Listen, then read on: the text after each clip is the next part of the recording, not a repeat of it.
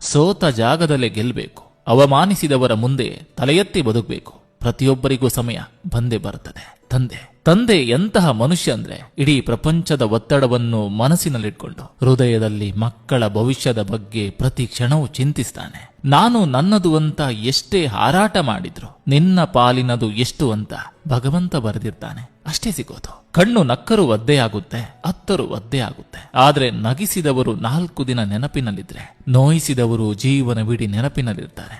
ನೆನಪಿರ್ಲಿ. ನೀವು ಒಳ್ಳೆಯ ಕೆಲಸ ಮಾಡಿದ್ರೆ ಯಾರಿಗೂ ನೆನಪಿರೋದಿಲ್ಲ. ನೀವು ಒಂದು ತಪ್ಪು ಕೆಲಸ ಮಾಡಿದ್ರೆ ಯಾರೂ ಮರೆಯೋದಿಲ್ಲ. ನಮ್ಮ ಅವಶ್ಯಕತೆ ಅವರಿಗಿದ್ದಾಗ ನಮ್ಮನ್ನು ತುಂಬಾ ಪ್ರೀತಿ ಮಾಡೋರ್ ತರ, ಕೇರ್ ಮಾಡೋ ತರ ನಾಟಕ ಮಾಡ್ತಾರೆ. ಅದೇ ನಮ್ಮ ಅವಶ್ಯಕತೆ ಅವರಿಗಿಲ್ಲ ಅಂದ್ರೆ ನಮ್ಮನ್ನ ಪ್ರೀತಿ ಮಾಡೋದಿರ್ಲಿ, ನಾವಿದ್ದೀವಿ ಅನ್ನೋದನ್ನೇ ಮರೆತು ಬಿಡ್ತಾರೆ. ಅವ್ರಿಗೆ ಬೇಕಾದವ್ರ ಜೊತೆ ಖುಷಿಯಾಗಿರ್ತಾರೆ. ಇಷ್ಟೇ ಜೀವನ. ಕಾಸಿದ್ದರೆ ಬೀದಿದಾಸಯ್ಯನಿಗೂ ನೀನು ಸಂಬಂಧಿಕ, ಕಾಸಿಲ್ಲದಿದ್ದರೆ ಸಂಬಂಧಿಕರಿಗೂ ನೀನು ಬೀದಿದಾಸಯ್ಯ. ಸತ್ತ ಮೇಲೆ ಮಣ್ಣು ಹಾಕಲು 100 ಕಿಲೋಮೀಟರ್ ದೂರದಿಂದ ಬರುವ ಜನರಿದ್ದಾರೆ. ಆದ್ರೆ ಆಶ್ಚರ್ಯವೆಂದ್ರೆ ಜೀವಂತವಿದ್ದಾಗ ಪಕ್ಕದಲ್ಲಿ ಇದ್ದರೂ ಕೂಡ ಸಣ್ಣ ಸಮಸ್ಯೆಗೆ ಸಹಾಯ ಮಾಡುವ ಮನಸ್ಸುಳ್ಳ ಜನರಿಲ್ಲ. ಕರ್ಮ ಹೇಳ್ತದೆ, ನಿನ್ನವರು ಬದಲಾಗಿ ನಿನ್ನನ್ನು ಒಬ್ಬಂಟಿಯಾಗಿ ಬಿಟ್ಟು ಹೋದಾಗ ಒಬ್ಬನೇ ಬದುಕಲು ಸಿದ್ಧನಾಗಿರು. ಇವತ್ತಿಗೆ ನೀನು ಅವರಿಗೆ ಬೇಕಾಗಿದ್ದೀಯಾ, ನಾಳೆ ನೀನು ಅವರಿಗೆ ಬೇಡವಾಗ್ಬೋದು. ಇದೇ ನಿಜವಾದ ಜೀವನ.